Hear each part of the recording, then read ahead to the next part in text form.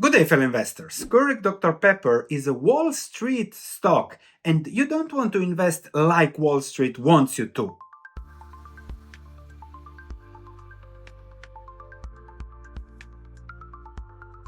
Seven months ago, we discussed how JDEP was a cheap stock, and now Dr. Keurig is acquiring that for 2 times the valuation. Now the market cap is 15 billion.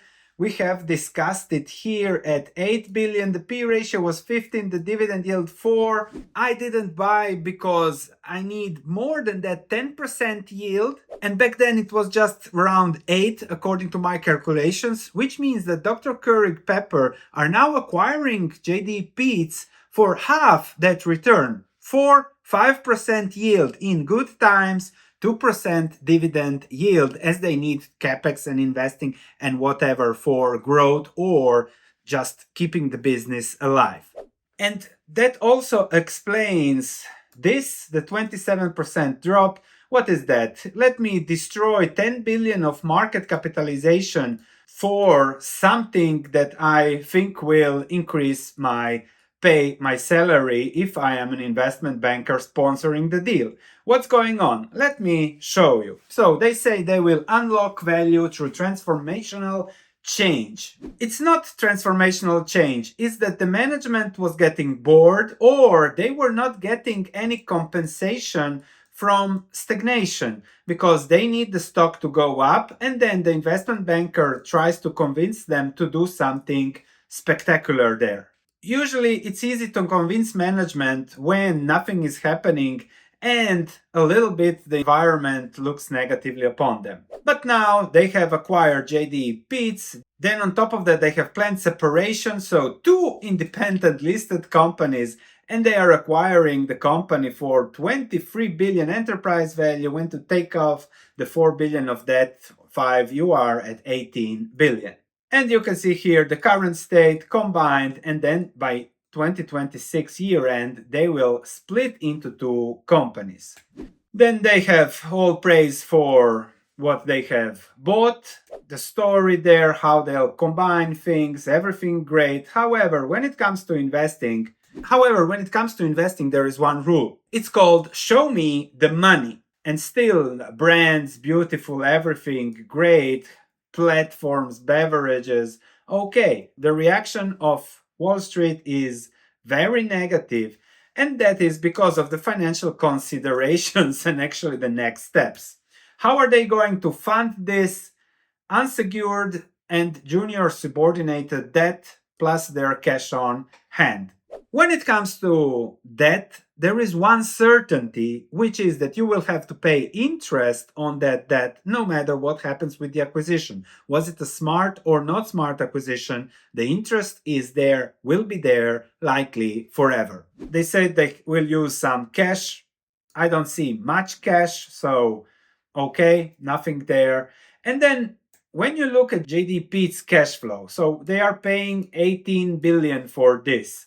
The cash flow has bad years, good years, bad years, good, bad. So I have calculated on average a value creation of I think 800 million euros, okay, during my analysis. These are good times, but there will always be some bad times there. Therefore, you are paying 18 billion for 800 million. That's a very, very stretched thing to do, especially as you are doing it with 15 billion of debt. 15 billion of debt, 5% per year is 750 million per year. Thus, the current earnings are zero, are a strain actually on the company. But the Wall Street story, MBA school geniuses, there will be synergies, potential, of course, depends on everything else. Then they tell the 2 managers, look, you can both now be CEOs and both have their own plane and then both get benefits or whatever if somehow they convince Wall Street to re-rate their stock. Then a little bit of lying, typical of Wall Street. Not lying, but let's say not saying the truth. So at the merger, the leverage was 6 times EBITDA, and they have delevered despite the Ghost acquisition to half of that. Is that true? Let's look at the long-term debt. It's actually up. How have they delevered? Well, if you look at net income, it was in a bad state at the merger, and then net income jumped a little bit as likely the cycle improved. So they didn't delever. They just returned to normal earnings there, so they had a little bit of luck. So this is the same as UPS that we recently discussed, the AI bubble. Managers or something, they don't care about real true shareholder valuation. They care about their bonuses and how they interact with Wall Street and whether they can earn something there. It's not about you. So why would you invest in such vehicles, especially at these prices? So now you are buying this at full price, full takeover price. 6-7 months ago you could have bought it at half. Same story with Dr. Keurig. Yes, the stock is down, but the debt is high, therefore it is fairly priced. And if you look at the strategic rationale, storytelling, storytelling, storytelling, storytelling, and then these two advantaged public companies that will attract capital. What crazy. You create value through dividends, through buybacks, through growth, not through attracting capital to push the stock higher. Let's talk about how Wall Street makes money here. Of course, the advisors Lazard and Morgan, Lazard and Morgan Stanley. So we have first takeover. Okay, advised by Lazard and Morgan Stanley. They get a fee on the takeover. Then you need to find 15 billion for the takeover. They get a fee on finding and selling those bonds. Then they have two IPOs, separate companies, or one IPO, all the structuring, they get fees there. So this is a triple win for Wall Street. Geniuses. They will buy not a Porsche with the next year's bonus, they will buy themselves a boat, whoever is working on this deal. Great job. If I ask ChatGPT why is the stock down, well, that issues, you have to add here the cyclicality of the coffee business, which then simply increases the risk. So the stock drop is, let's say, fairly priced from a Wall Street perspective.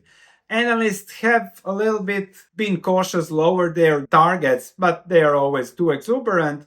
And then always there is strategic complexity. How are they going to spill things like that? The management will be focused on cosmetics rather than really driving the business.